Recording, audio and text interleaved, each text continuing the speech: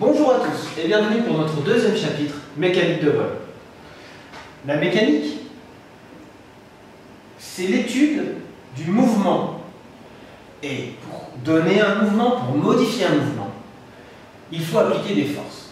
Autrement dit, la mécanique de vol, c'est l'étude de comment faire bouger l'avion en l'air, en vol, en lui appliquant, en variant les forces qui s'appliquent à lui. Nous avons vu dans le chapitre précédent, aérodynamique, comment on crée des forces, comment les mouvements de l'air sur une forme de l'aile avec tous les auxiliaires et les commandes de cette aile, les ailerons, tout ça, comment on crée des forces sur notre appareil. On va voir là maintenant comment avec ces forces on va modifier et donner du mouvement en vol à l'appareil. Aujourd'hui, notre premier point, nous allons parler de la stabilité en tangage et nous allons voir qu'il va falloir commencer par poser clairement les différentes forces qui s'appliquent à notre appareil. Tout va tourner autour de l'équilibre, autour du centre de gravité. Le centre de gravité de l'appareil, c'est un point situé sur l'appareil où on peut considérer que tout le poids, l'attraction gravitationnelle subie par l'appareil, est situé. Pour simplifier. Autour de ce point, eh bien, nous allons pouvoir diriger l'appareil en tangage, en roulis ou en lacet. Donc, la manière dont se déplace un appareil est conditionnée par ce qu'on va appeler l'équilibre autour de ce centre de gravité. Si j'appuie à l'avant du centre de gravité, l'avion pique. Si j'appuie à l'arrière, l'avion cabre. Et si j'appuie sur une aile plutôt qu'une autre, il prend du roulis. Et si j'exerce une force ici sur la dérive, dans ce sens ou dans l'autre, il prend du lacet. C'est donc ce que nous allons étudier tout de suite. Et pour commencer, nous allons faire le point sur l'ensemble des forces qui s'appliquent sur mon appareil. Si je représente mon appareil, un appareil, alors on vous dit bien de conception classique, mais nous allons tout étudier autour de cet appareil de conception classique, donc un monomoteur, l'appareil de pilotage loisir le plus répandu. Eh bien, nous allons voir que si nous comprenons la manière dont les forces s'organisent pour ce type d'appareil, il sera assez simple d'extraposer notre connaissance sur d'autres types d'appareils. Alors, sur notre monomoteur, que devons-nous remarquer? Ici, nous allons commencer encore une fois pour se simplifier l'étude, et vous verrez que c'est déjà un petit peu, ça peut paraître un petit peu complexe. Nous allons commencer à étudier l'avion dans un mouvement rectiligne uniforme. Ceux qui ont déjà fait le programme 2 secondes savent de quoi je parle. Mouvement rectiligne uniforme, autrement dit, on va s'intéresser au mouvement de l'appareil. Quand ce mouvement rectiligne est en ligne droite, horizontale, uniforme, vitesse constante. Donc dans ce cas de figure, mouvement rectiligne uniforme, nous verrons ça, nous devons avoir l'ensemble des forces qui se compensent. L'ensemble des forces qui s'exercent sur un appareil, eh bien, il faut toujours avoir en tête que quoi qu'il arrive, nous parlons d'appareils qui volent près de la surface de la Terre, donc il y a toujours, première force très importante à noter, le poids. Ce poids, représenté ici, avec la notation P, la flèche au-dessus pour dire que c'est donc un vecteur, ce poids, P égale mg, m, la masse en kilogrammes de l'appareil, g, l'accélération de la pesanteur, à peu près égale à 9,81, on peut considérer à peu près partout sur la Terre. Souvent, en prenant une valeur 10, on fait un calcul plus rapide et assez juste. Donc, à 2% près. C'est quand même pas mal. Ce poids s'applique à ce qu'on va appeler CG, le centre de gravité. Cette première force, il ne faut jamais l'oublier. Deuxième force que nous avons vue quand nous avons étudié l'aérodynamique, la force qui s'exerce sur l'aile de l'appareil. Ce qu'on va appeler la force aérodynamique FA. Cette force aérodynamique, on l'a dit, peut se décomposer en deux forces. C'est en gros la somme de deux forces. Une première force qui est la portance de l'aile, qu'on a notée Lz. Cette portance de l'aile, Lz, elle est donc verticale. On a dit que les forces doivent se compenser. Donc, la portance doit être égale au poids. Si portance égale poids, alors à ce moment-là, la somme des forces verticale est nulle, l'avion reste bien en vol horizontal. Il n'est pas tiré vers le haut ni poussé vers le bas. Mais cette force aérodynamique n'est pas composée ne donne pas que de la portance, nous l'avons vu, elle donne toujours une partie de traînée. La traînée de l'aile qu'on avait notée Tx. Cette traînée est donc dans le sens opposé au mouvement. C'est la force exercée par les frottements d'air sur mon aile. Mon aile avance, les frottements d'air l'empêchent d'avancer, traîner, elle est vers l'arrière. Mais alors, qu'est-ce qui compense cette traînée? Pour compenser cette traînée, il faut quelque chose qui me pousse vers l'avant, qui compense ces frottements d'air qui me retiennent. Eh bien, pour compenser cette traînée, il me faut la traction d'hélice. Traction d'hélice qu'on va noter TU. Donc, cette traction d'hélice, si elle a la même intensité que la traînée, eh bien alors, à ce moment-là, on a un avion qui, la somme des forces horizontales est égale à 0, traînée dans un sens à la même intensité que la traction dans l'autre sens. On a donc un avion qui n'accélère pas ni qui ne ralentit. C'est donc un avion qui vole à vitesse constante. Mouvement rectiligne uniforme. Alors ça, c'est les forces dont on a déjà parlé. J'ai rajouté la traînée. Excusez-moi, la traction. Mais il y a un autre élément qu'il faut qu'on prenne en compte. Nous allons expliquer tout de suite pourquoi. C'est le plan horizontal de queue. Ce plan horizontal de queue est composé d'une espèce de petite aile.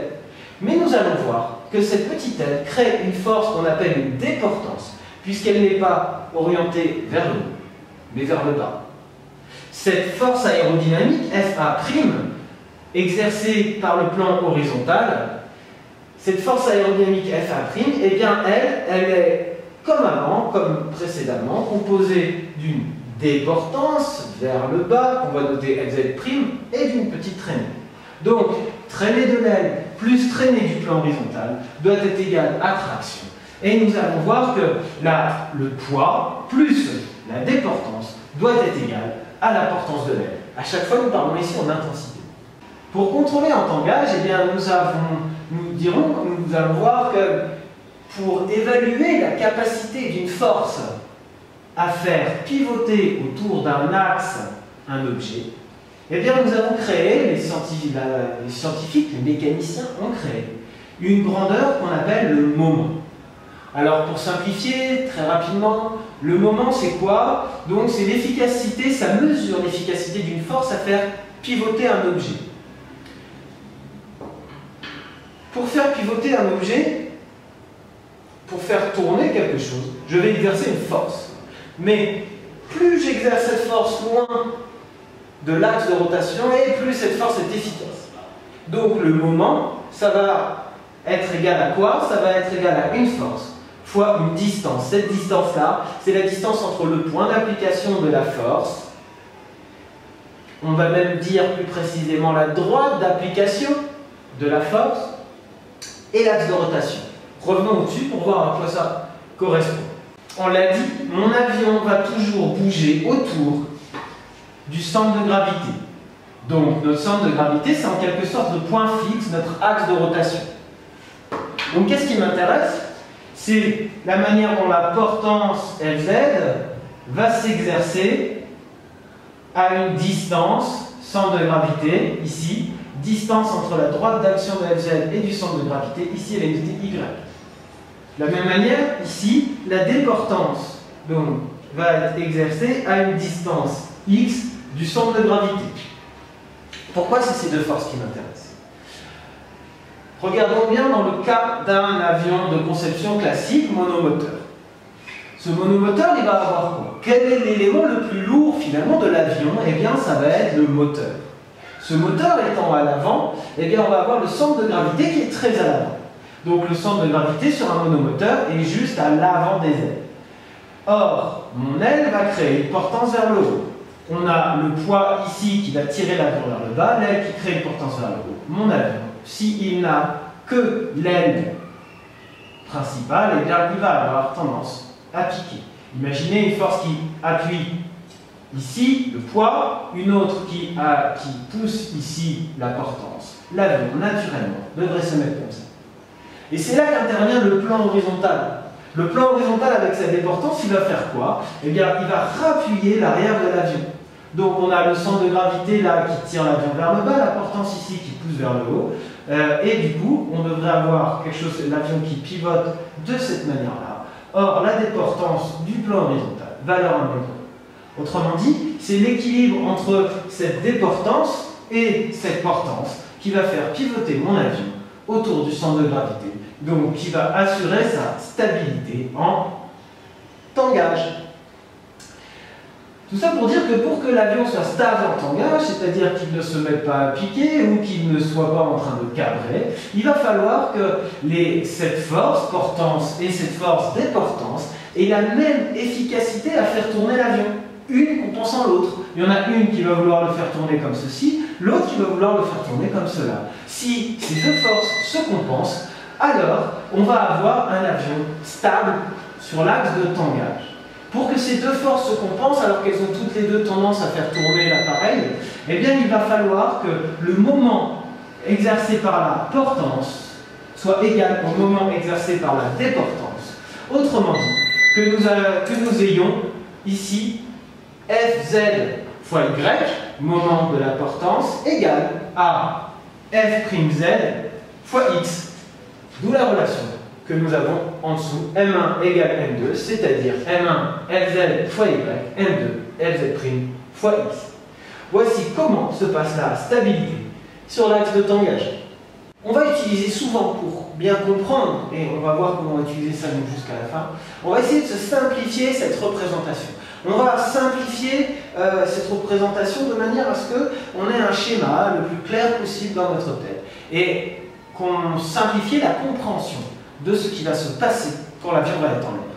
C'est l'intérêt de la représentation simplifiée quand je veux vous présenter en dessous. Qu'est-ce qu'on peut enlever dans cet avion? Ben déjà, les deux traînées compensées par la traction, ça c'est quelque chose qu'on peut laisser de côté, puisque ce n'est ni ces traînées sur lesquelles nous ne pouvons pas agir, ni la traction qui vont permettre de piloter mon appareil en tangage, en roulis ou en lacet. Donc nous allons nous concentrer sur les portances et les portances et le poids. Pour faire tout ça, on utilise une représentation simplifiée dans laquelle on va bien garder en tête que la portance totale de l'avion, c'est égal à la portance de l'aile plus la déportance. Cette déportance étant négative. Donc, la portance de l'aile, la déportance du plan horizontal, le tout, c'est la portance de l'avion. Alors, du coup, on arrive à cette représentation. On a fait disparaître la traction, on a fait disparaître les traînées, on a juste notre déportance, notre portance, la portance totale de l'avion. Donc on a dit portance totale de l'avion, c'est la portance plus la déportance. Autrement dit, comme ici, on va avoir un petit déportance. La différence ici qu'on a entre la portance et de la portance de l'aile et la portance de l'avion, c'est cette déportance qui apparaît là. Et donc pour que l'avion soit stable en vol horizontal, il va falloir que la portance de l'avion soit égale à son poids. Attention, ça c'est quelque chose à retenir, puisque nous verrons que dans le QCM du BIA, il y a des fois des questions où on nous donne la masse de l'avion, donc vous pouvez calculer son poids. Connaissant son poids, vous pouvez dire si l'avion est en mouvement rectiligne uniforme en palier, c'est-à-dire ni en montée ni en descente, à vol horizontal, eh bien on va avoir le poids qui est égal à la portance, et si le poids est égal à la portance, connaissant la masse, on connaît le poids, connaissant le poids, on connaît la portance. Connaissant la portance, eh bien on va pouvoir en déduire des choses sur la vitesse de l'aile, sur ses coefficients. Je vous laisse, on reviendra là-dessus quand on regardera les questionnaires. Il apparaît quelque chose là sur notre schéma que nous n'avons pas encore vu. D'abord, il apparaît ici CP, centre de poussée. Qu'est-ce que centre de poussée de l'aile? Vous savez que l'aile entière, nous l'avons vu sur toute l'aile, s'exerce une dépression. Cette dépression, c'est donc une force qui s'exerce sur toute la surface de l'aile, ainsi que sur l'intrados et sur l'extrados, principalement l'extrados. Mais pour simplifier notre représentation, eh bien, nous allons considérer que l'ensemble des forces revient à une force, qu'on appelle donc portance de l'aile, et ici, on va la situer à ce qu'on appelle le centre de poussée de l'aile. C'est là que l'ensemble des forces sur l'aile s'appliquent. On peut simplifier comme ça. Et on va voir apparaître un point important, qui va être ici le foyer. Alors, on vous dit le foyer c'est quoi? C'est le point pour lequel le moment de tangage est constant, quelle que soit l'incidence. Autrement dit, ça va être le point pour lequel, auquel, s'il se passe, entre guillemets rien, l'avion est horizontal, il n'y a pas de force tendant à le faire piquer ou à le faire cabrer. Donc, finalement, le foyer, c'est le point d'application des variations de portance. Et c'est là tout ce qu'il faut bien comprendre. Qu'est-ce que le foyer? Le foyer, c'est un point imaginaire qui nous permet de simplifier notre étude. En effet, plutôt que de calculer ou de mesurer combien augmente la déportance en fonction de la portance, ainsi de suite, et où est-ce qu'on le place, comment se déplace le centre de pression, tout ça, eh bien, on va se simplifier l'étude en disant le foyer, on va étudier les variations de portance au foyer. On va dire, quand l'avion est en vol, en palier, rectiligne, uniforme, alors l'ensemble des forces se compense. Et donc, c'est comme si aucune force, aucune variation de force s'exerce au foyer. Chaque modification de la portance, de la déportance, eh bien, on va le considérer comme une modification de la portance générale de l'appareil qui s'exerce au foyer. Et donc, on va simplifier notre étude puisque maintenant, nous allons juste parler des variations de portance exercées au foyer en considérant, en gardant en tête que c'est au centre que le centre de gravité, c'est l'axe de rotation. Autrement dit, si je pousse vers le foyer, l'avion va avoir tendance à... Alors, centre de gravité ici. S'il n'y a rien au foyer qui est par là, eh bien, l'avion est en vol rectiligne uniforme. Si je pousse vers le haut au foyer, qu'est-ce qui se passe? L'avion pique. Si j'appuie vers le bas, l'avion cabre. Et donc, on va voir que c'est les modifications de portance exercées au foyer, dans notre représentation simplifiée, mais qui va nous permettre de tout comprendre. Les variations de portance exercées au foyer, eh bien, c'est elles qui vont guider mon avion en tangage. Tout cela vous est redétaillé en dessous du cours, un peu en dessous. Nous allons voir que ici, nous allons parler de variations de portance. Alors, dans le cas d'une augmentation, on l'a dit, foyer, centre de gravité ici, augmentation de portance au foyer, c'est donc une force vers le haut. L'avion se met à piquer. Attention, c'est pas si évident que ça. Augmentation de portance, on a tendance à dire ah bah si la portance augmente, l'avion est tiré vers le haut. Non, c'est l'aile qui est tirée vers le haut, et si l'aile est tirée vers le haut, l'avion pique. Diminution de portance exercée au foyer, l'avion cabre. C'est très important de bien se rappeler que le centre de gravité est devant à cause du moteur. Donc le foyer qui est à l'arrière, vers l'arrière de l'aile, eh bien lui, si une force s'exerce vers le haut, si une variation de portance s'exerce vers le haut, l'avion pique. Si une variation de portance s'exerce vers le bas, l'avion cabre. C'est ce qui vous est indiqué ici. Dans le cas d'une augmentation de portance, nous voyons que là nous avons donc delta Lz, augmentation de portance ici. Eh bien on va avoir l'avion qui va avoir tendance à piquer. Et ça c'est très important. Pourquoi est-ce qu'on a fait ça comme ça? Vous allez me dire que c'est un petit peu tordu, on aurait pu essayer de faire autrement. Mais en fait, on va voir que ça permet une auto-stabilité de l'appareil. C'est-à-dire qu'en cas de variation de portance, eh bien, les petites variations de portance ont tendance à s'annuler. Et du coup, normalement, avec l'avion bien réglé, en vol, rectiligne, uniforme, en palier, c'est-à-dire ce qu'on va appeler en régime de croisière, une fois qu'on a décollé, qu'on est en l'air, qu'on est sur son axe, et que nous avançons vers notre but, le but de notre navigation, et bien normalement, si tout est bien réglé, je ne touche à rien, et mon avion est censé rester stable. Comment on fait cela? Donc si une rafale intervient de face, la portance augmente, l'avion cabre. À ce moment-là, qu'est-ce qui se passe au niveau de l'aile? Si l'avion se met à cabrer, l'incidence, c'est-à-dire l'angle entre la corde de l'aile et les filets d'air, cette incidence diminue. Or, rappelez-vous ce que nous avions dit, si l'incidence diminue, la portance diminue. Ça veut dire que dans le cas d'une rafale, d'une légère augmentation de portance, l'avion doit piquer. En piquant, la portance de l'aile diminue. Autrement dit, la légère augmentation est compensée par une diminution. Et du coup, on a un mouvement qui va peut-être faire hop, hop. Et l'avion, sans action du pilote, va se restabiliser. Augmentation de portance, diminution de portance, stabilisation. De la même manière, une diminution de portance ferait quoi? Diminution de portance, ça va être dans quel cas? Ça va être si l'air, le vent relatif de l'avion diminue. Alors, c'est pas que l'avion ralentit très vite, c'est qu'une rafale arrive, mais cette fois-ci par derrière.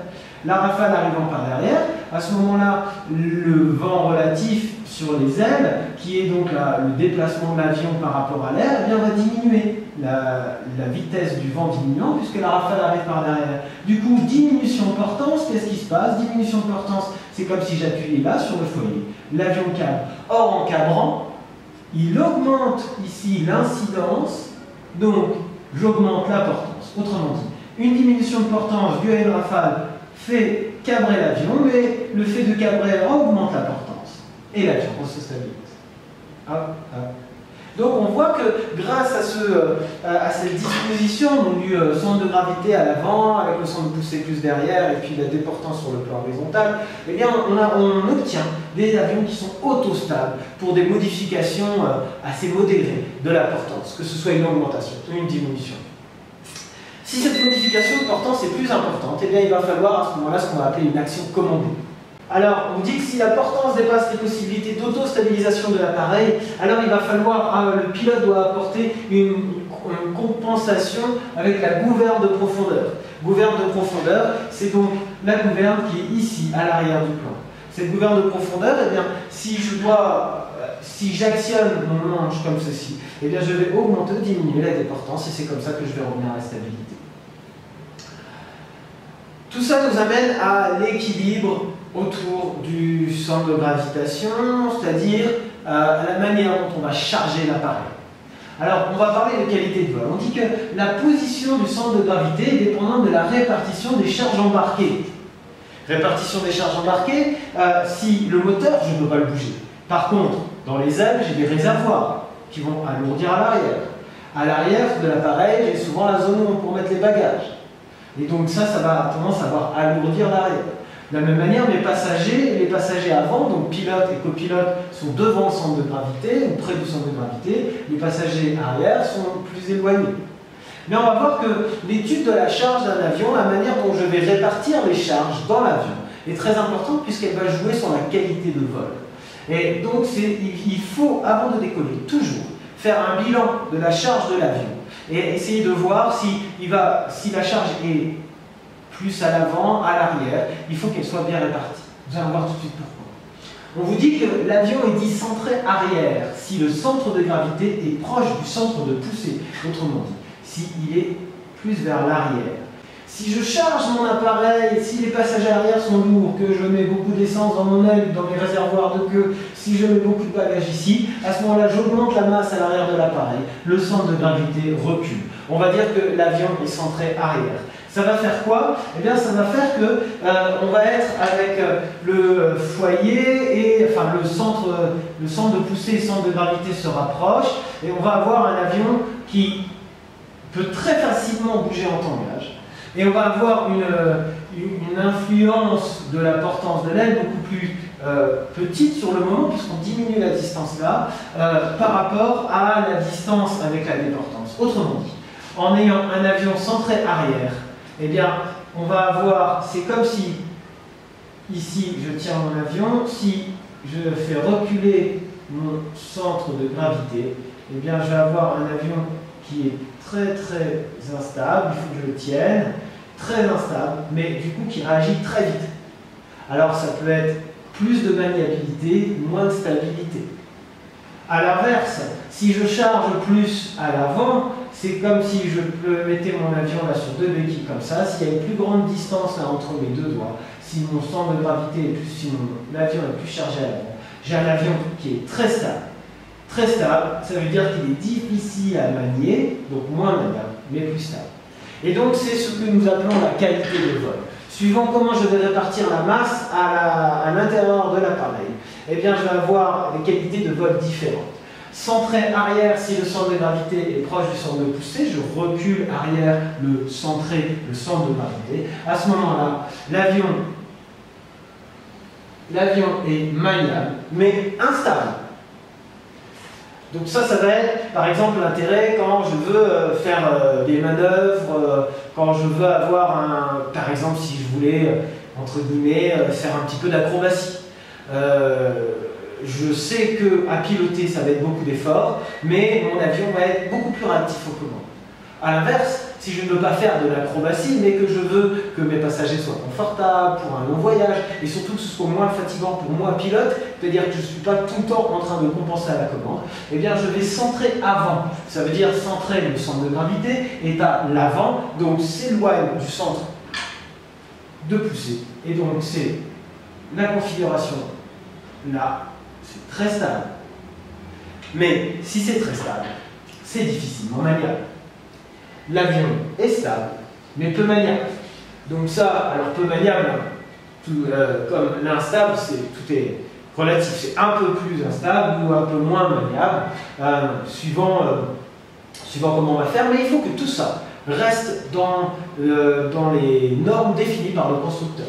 Ça va être le but du devis de masse et de centrage, et de centrage. Et ici, nous avons l'exemple sur un DR400.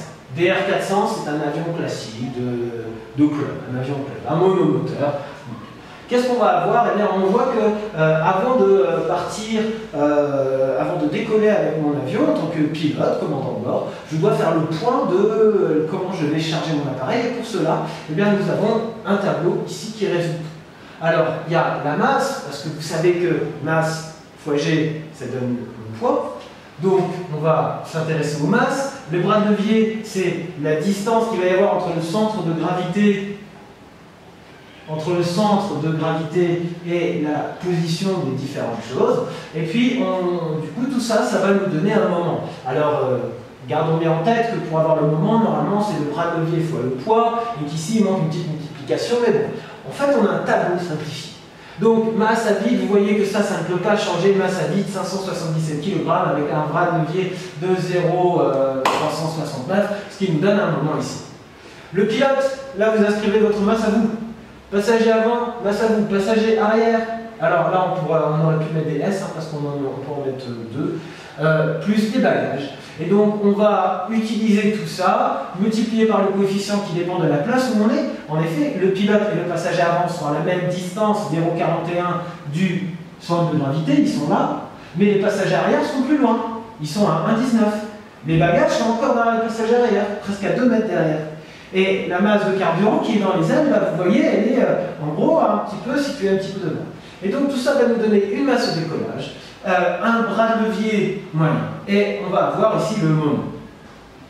En fonction de ce moment, on va pouvoir regarder si on est dans la norme et quelle va être la qualité de vol de notre appareil.